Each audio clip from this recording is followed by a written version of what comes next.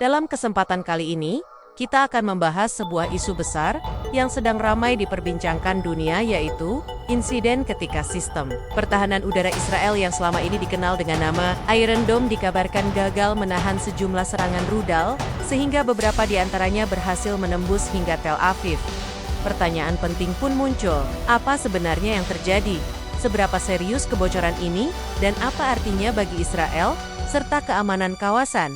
Iron Dome selama bertahun-tahun dipandang sebagai salah satu sistem pertahanan udara paling canggih dan efektif di dunia. Sistem ini dikembangkan oleh Israel bersama dukungan finansial dan teknologi dari Amerika Serikat. Tujuannya adalah untuk menghadapi ancaman roket jarak pendek dan menengah, terutama dari kelompok-kelompok bersenjata di Gaza maupun dari Lebanon.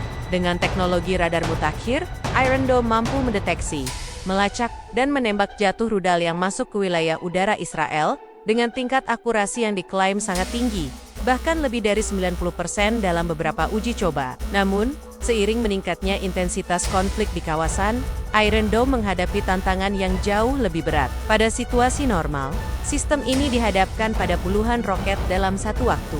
Tetapi dalam beberapa bulan terakhir, lawan-lawan Israel mengubah taktik mereka dengan menembakkan ratusan hingga ribuan roket secara bersamaan dalam waktu singkat. Serangan semacam ini dikenal dengan istilah saturasi attack, yaitu upaya untuk membanjiri sistem pertahanan hingga kewalahan. Dan inilah yang belakangan memunculkan laporan bahwa beberapa rudal berhasil lolos dari intersepsi Iron Dome dan mencapai jantung kota, termasuk Tel Aviv.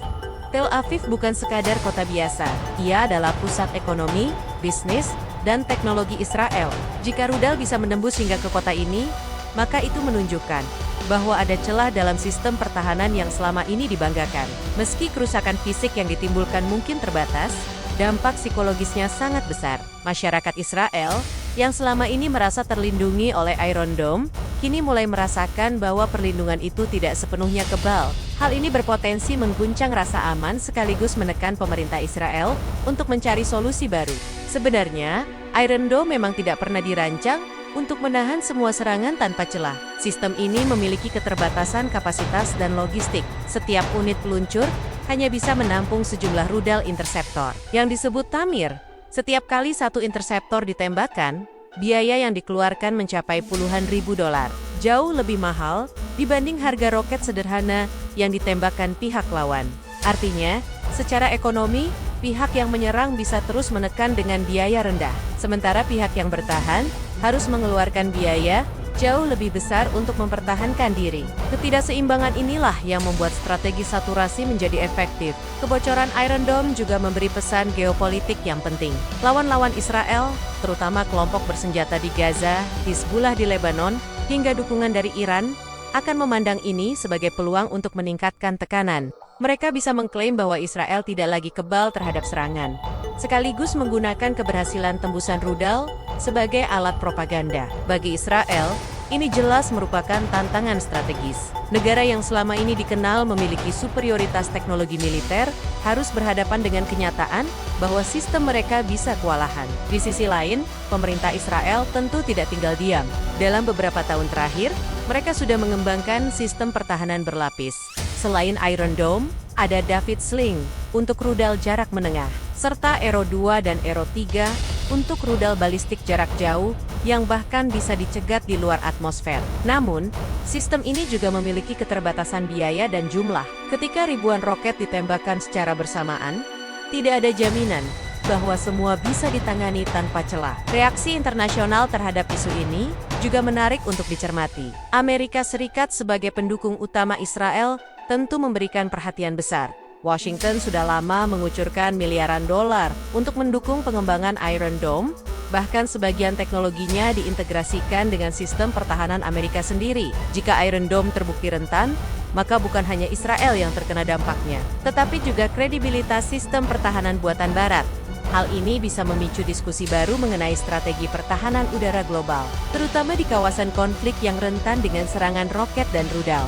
Selain itu, keberhasilan menembus Iron Dome juga bisa menjadi inspirasi bagi negara atau kelompok lain yang berseberangan dengan Israel dan Amerika Serikat. Mereka bisa belajar bahwa sistem pertahanan canggih bukan berarti tak terkalahkan. Dan serangan massal dengan biaya rendah bisa menimbulkan dampak signifikan. Konsep ini mengingatkan pada strategi asimetris, di mana pihak yang lemah secara teknologi mencari celah untuk menantang pihak yang lebih kuat. Dampak terhadap masyarakat sipil di Israel juga tidak bisa diremehkan.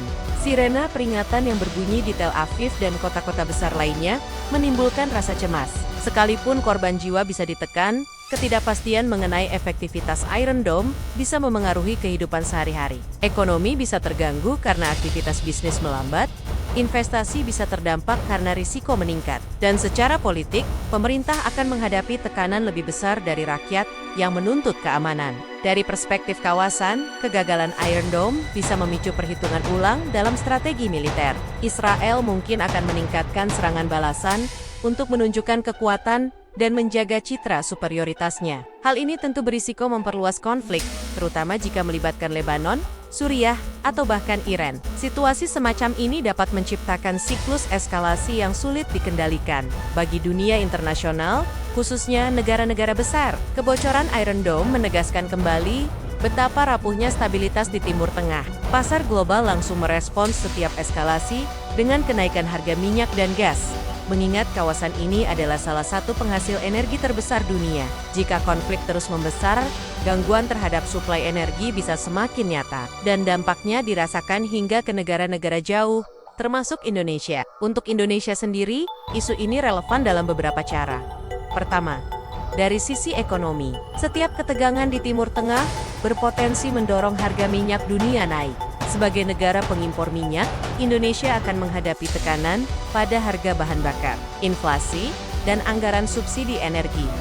Kedua, dari sisi politik luar negeri, Indonesia yang dikenal aktif dalam mendukung Palestina tentu akan memperhatikan dinamika ini, sekaligus menjaga posisi diplomasi agar tetap konsisten dalam prinsip bebas aktif. Ketiga, dari sisi sosial, isu Israel-Palestina selalu sensitif di dalam negeri, sehingga setiap perkembangan besar bisa memengaruhi opini publik dan dinamika politik domestik. Apa arti jangka panjang dari kebocoran Iron Dome? Pertama, Israel mungkin akan mempercepat modernisasi sistem pertahanannya, misalnya dengan memperbanyak unit interceptor, mengembangkan teknologi laser seperti sistem Iron Beam yang lebih murah, atau meningkatkan kerjasama dengan Amerika Serikat dalam membangun pertahanan berlapis. Kedua, lawan-lawan Israel akan semakin berani menguji kelemahan itu, baik dengan intensitas serangan lebih tinggi maupun dengan jenis rudal yang lebih canggih. Ketiga, dunia akan semakin menyadari bahwa tidak ada sistem pertahanan yang benar-benar kebal, sehingga ancaman rudal tetap menjadi faktor penting dalam strategi keamanan global. Kesimpulannya, kebocoran Iron Dome hingga rudal menembus Tel Aviv adalah peristiwa yang mengguncang citra pertahanan Israel. Walau secara militer kerusakan mungkin bisa ditangani, dampak psikologis, politik, dan strategisnya jauh lebih besar. Ini adalah pengingat bahwa teknologi secanggih apapun selalu memiliki keterbatasan, dan konflik di Timur Tengah masih akan terus menjadi sumber ketidakpastian global. Bagi Indonesia, memahami dinamika ini penting karena dampaknya bisa terasa dalam bentuk ekonomi, diplomasi, maupun opini publik. Terima kasih sudah menyimak analisis kali ini di Poros Lensa. Jangan lupa untuk dukung channel ini dengan like, komentar, dan subscribe, agar kami bisa terus menghadirkan analisis geopolitik yang mendalam dan relevan.